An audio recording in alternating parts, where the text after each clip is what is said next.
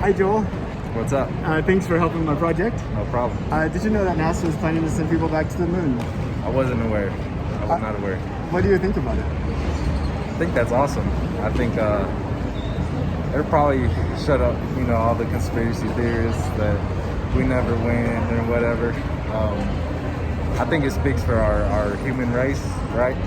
That we can actually leave the planet and just land somewhere else out there. I think it's fascinating. I've always been fascinated by space. And that's definitely the first step to whatever comes after that. I think it's awesome. Do you think at some point humanity will live beyond the Earth? Like we'll be like all over the solar system and maybe... Definitely. Really? I don't know.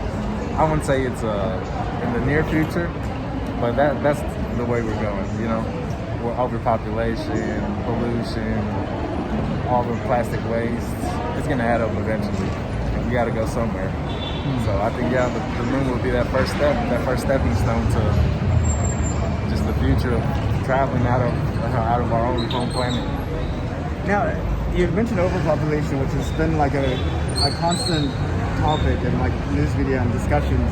But Elon Musk, he has like a different thought. He's like, if you actually look at the birth rate, it's like declining, and he says that we're actually looking at population decline as being more of a threat. And I wouldn't say it's number-wise, but it's the population versus the land that's available. Okay. Right?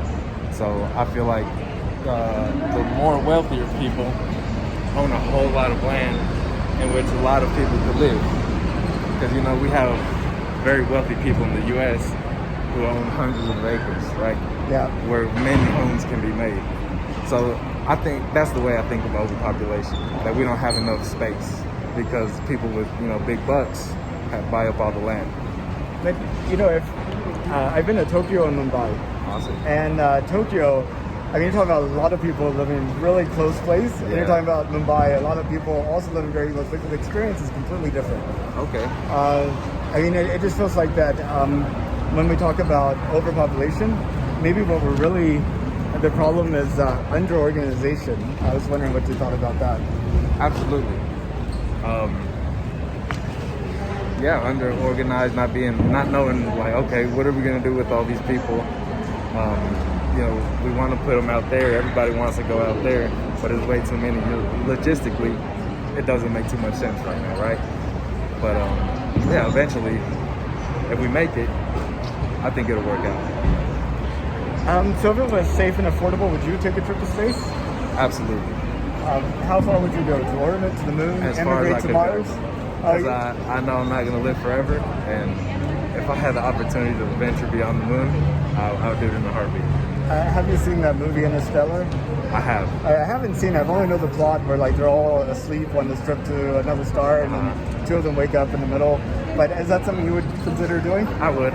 Okay. Given the opportunity, I would, absolutely. That's awesome.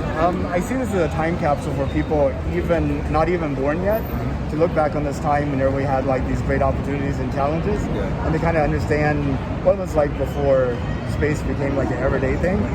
Is there anything that you think would be good to share with your great-great-granddaughter on Mars as an example? Wow. I think humans coming together to work towards a common goal is a very powerful force. And there's a lot of division, I would say, in many countries, and that we as people are very powerful. We are very capable of doing whatever, whatever you put your mind to, as cliche as that sounds. But it's true. It's very true. I think there's something very intrinsically important about being a human being. And once you gather up enough of them, you can do a lot of stuff. That's really wonderful, Joel. I really appreciate your time. Absolutely. Thank you so much.